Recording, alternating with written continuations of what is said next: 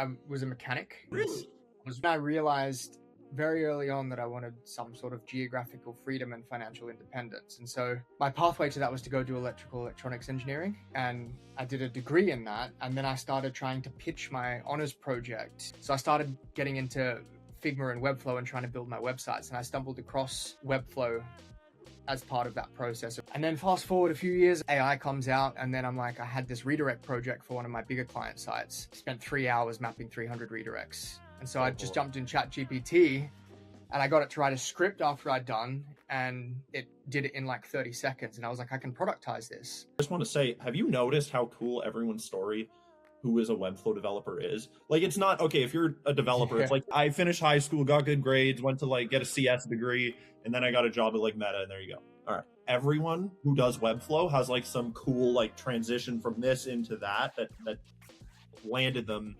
in that point. You were in Italy. When were you in Italy, and how was that? I was in Italy actually last year and the year before. So I spent quite a bit of time in the Dolomites. Nice. I love it up there, up in the mountains, hiking and, building websites and that kind of stuff. Yeah. And yeah, I've lived about 4 of the past 5 years outside of Australia. So I've kind of just come back and getting settled, and I'm really liking it because it's summer and life is a lot easier here than when you're darting around all the different countries in Europe. So. Oh yeah. And also, I don't know how Australia is, but I imagine it's a lot more efficient. Like, I don't know if you had to, I don't know if when you were moving around, it was like, all right, so when I first came to Europe, I was kind of like bouncing around every 3 months. And so you never really have to deal with like bureaucracy or anything like that, which was amazing. Yeah. But once you settle more permanently and you have to deal with like these offices and this culture, because I'm from Canada, right? So in Canada, we're very efficient, things work on time. It's not all good, don't get me wrong, but that is one thing I'm just like, I've come to expect. And Europeans, they just don't care. Like, they do things when they want. It's like the technology is 20 years behind. My ex-girlfriend's from the Dolomites, and I saw her applying for university there. And it was like pre-CSS website that just, like, I had to open another browser to get... This one had a website just from the Stone Age, and you couldn't open it in one of the browsers because it just wouldn't work. And so I was like, we should probably swap browsers, and then it started working, but it's just a minefield, and classic. Better to avoid.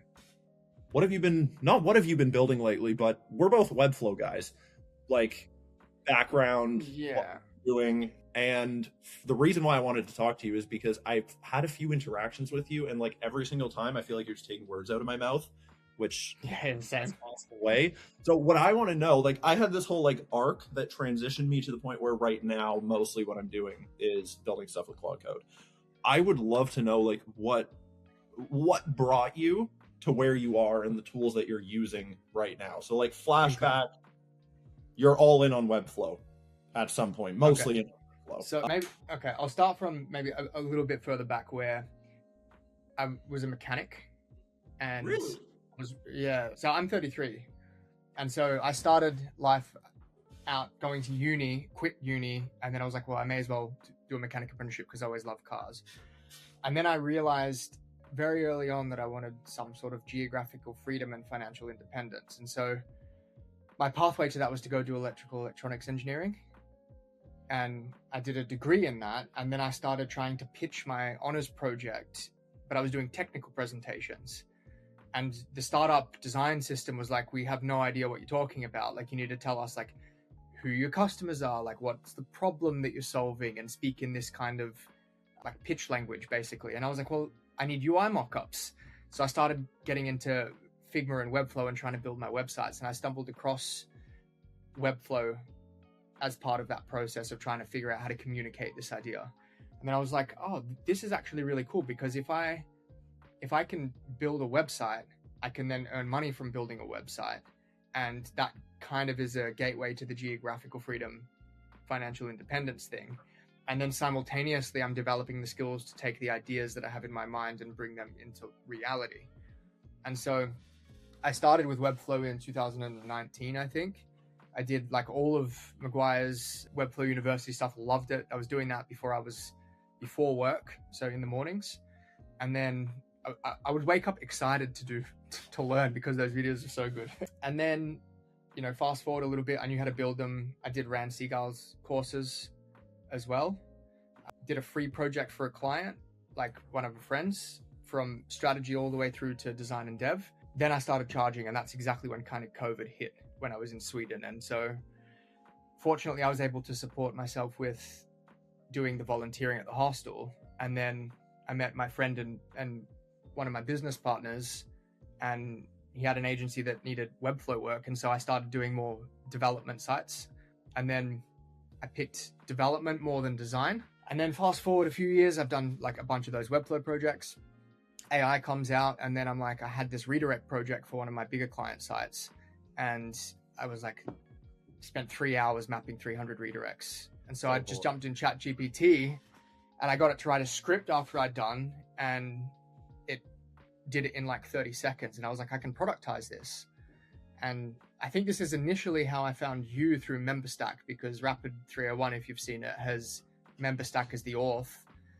And that's kind of how I got more into the SaaSy side of stuff. And then I was like learning JavaScript and SvelteKit and all of that kind of stuff on the side.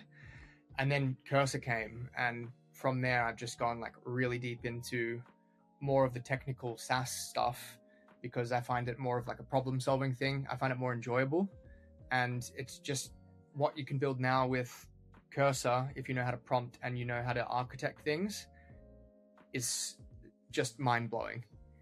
It is. So, I was originally like a freelancer and first of all, I just want to say, have you noticed how cool everyone's story who is a Webflow developer is? Like, it's not, okay, if you're a developer, it's like, I finished high school, got good grades, went to like get a CS degree, and then I got a job at like Meta, and there you go. All right. We all know that. I feel like everyone who does Webflow has like some cool like transition from this into that landed them in that point. I was doing freelance, like for literally just any client that wanted anything on a computer. Basically, that was kind of my motto. It's like, you want Google Ads, I can do it. You want SEO, I can do it. You want Squarespace, I can do it. WordPress, I can do it.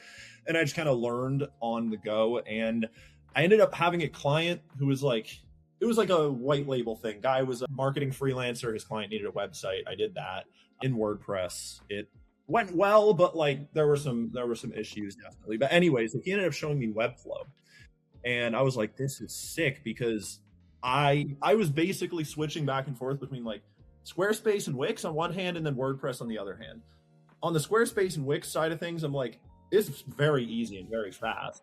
But as soon as a client asks for something, or I want to do something a little bit more crazy, custom, you just can't. Yeah, literally can't. And this was obviously before AI, before anything. So it's like you could embed some code, but like I wasn't embedding any code at that point in time. And then you had WordPress, where anything's possible, but doing anything is hard. I actually have a WordPress stack that I use now when I use WordPress, and I think WordPress is underrated, especially in our industry where everyone thinks it's a dinosaur. It's pretty cool, but especially back then, like using like Divi and Elementor, like the old version. Yeah. It was basically two terrible sides. And so as soon as I was shown Webflow, I was like, small learning curve relatively. I can do anything that I want to do without having to learn how to code, get some crazy plugins, anything like that. So I was completely all in on that. So I started thinking I was a designer. I eventually realized I'm not the most creative person when it comes to like creation. I'm not an ideas guy, I'm a solutions guy. You give me a problem and I will find the most creative way to solve it.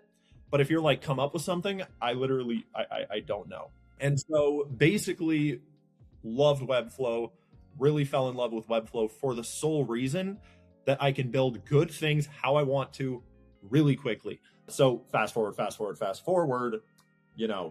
once ChatGPT started to get popular at all, like GPT-3, I was like, obviously I had a lot of Webflow sites where we would need some sort of custom script, and I'd have to talk to, some developer to get that written up.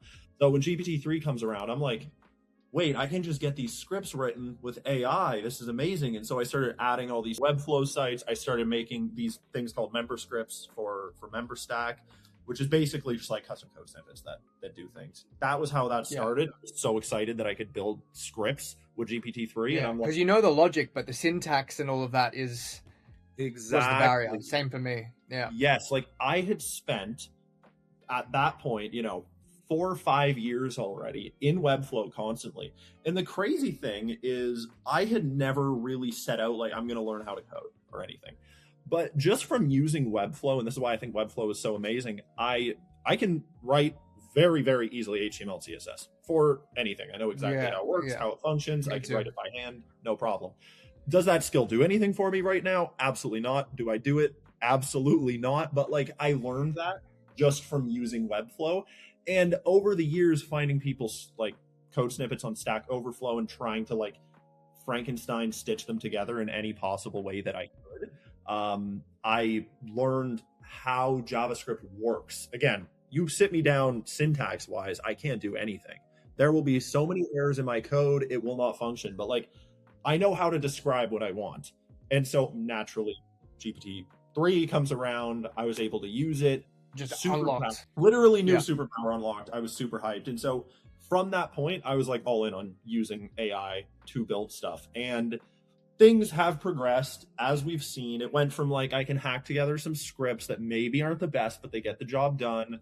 Slowly started kind of hacking together like little SaaS projects with it. And then really, so I started using Cursor. And that was when I was like, I can actually build complete products at this point. That was like the paradigm shift. It was Cursor. Using Cursor for a while, but I still felt like there's only so many things that I can do.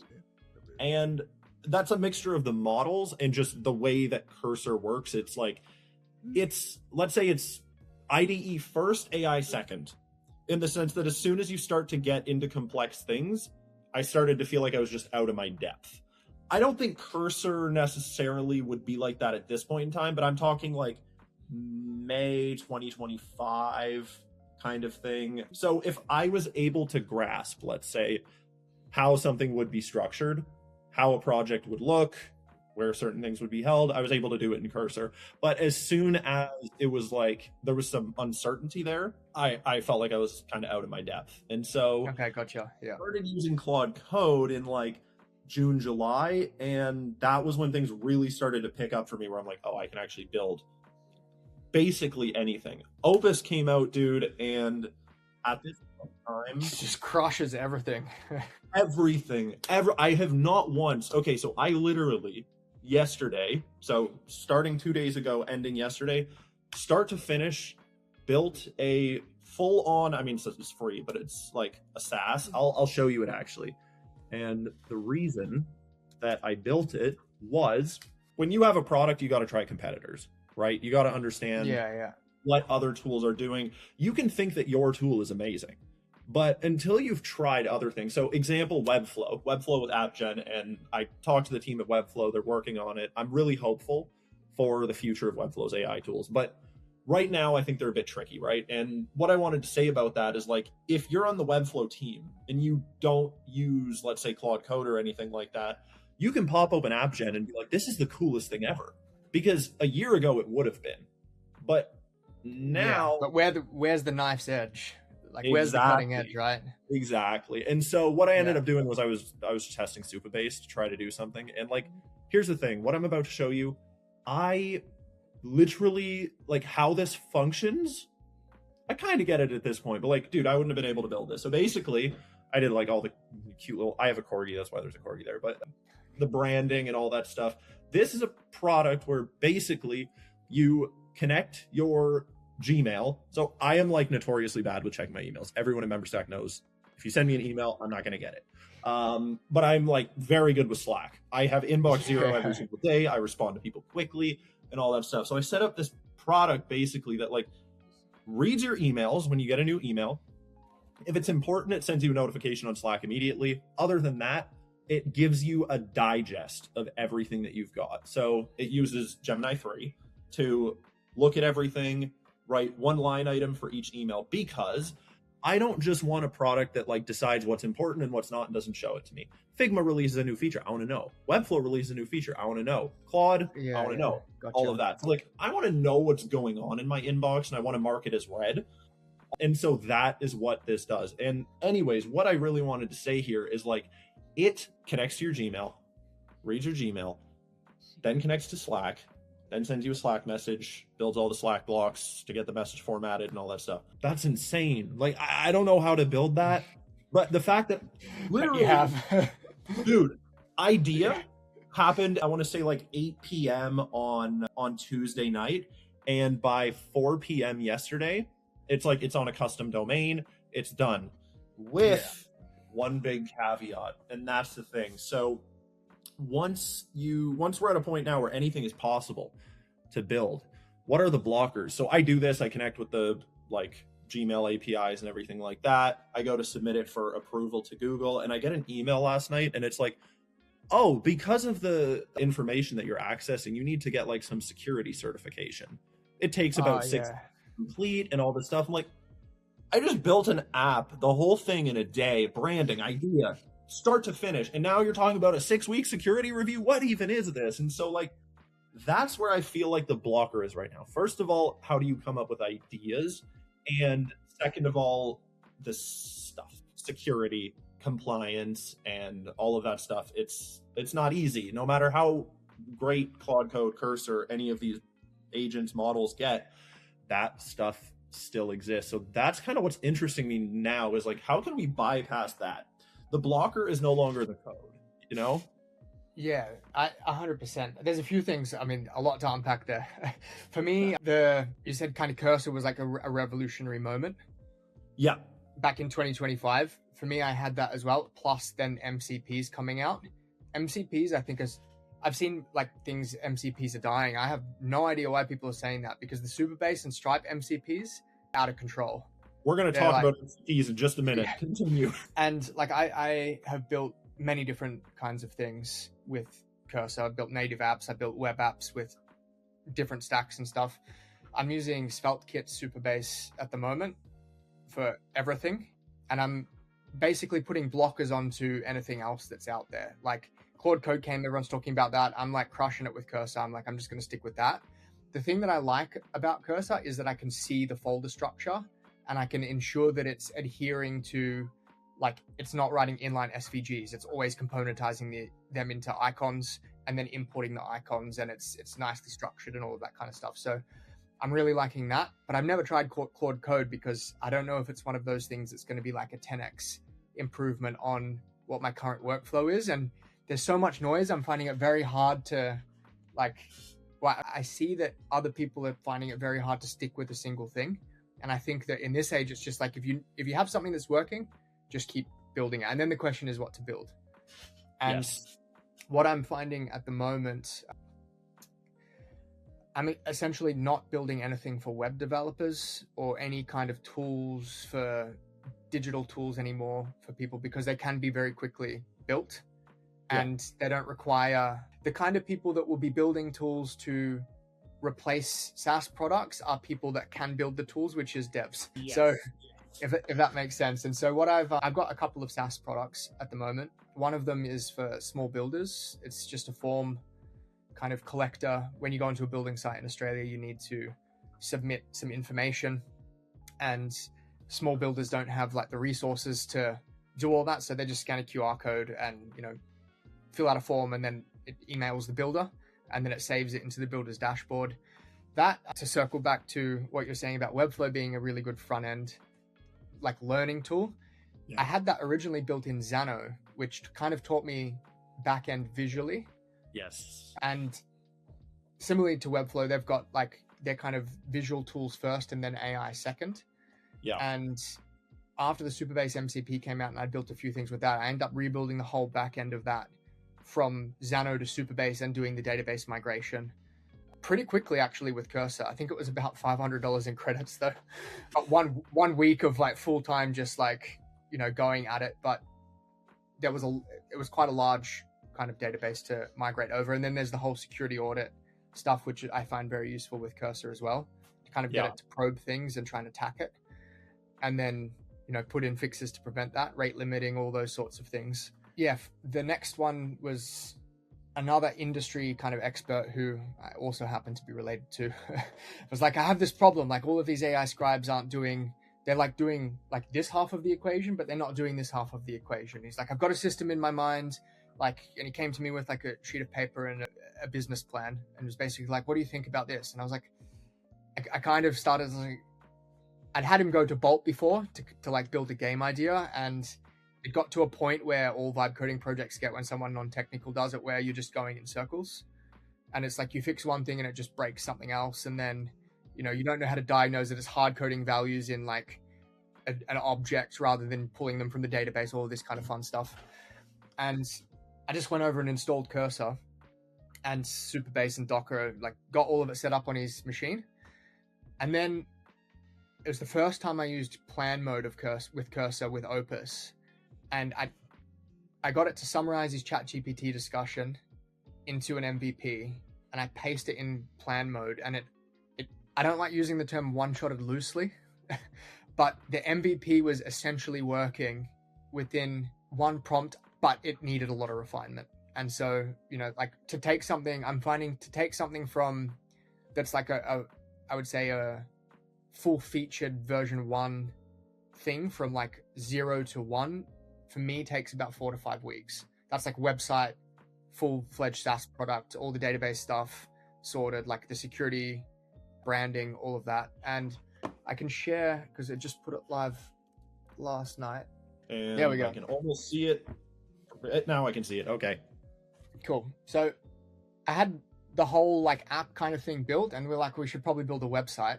And one of the things that I never thought of ever doing was building something like this, which is essentially a minified version of the app as an animation. But the crazy thing is, because Cursor had full context of the app itself, it just built it all with div blocks. Yep. So all of this is just from within Cursor having context of the app, and me basically saying, hey, you've done a great job with this component here. Now just do a minified version of the whole app flow and put it in the hero section. And after 3 extra prompts, it came out with essentially something that I think does a pretty good job of conveying what the app is. It's beautiful. Thanks. And I was blown away by it. I can't take credit for telling Opus to do it. I kind of find it funny that it's almost like just giving direction to something.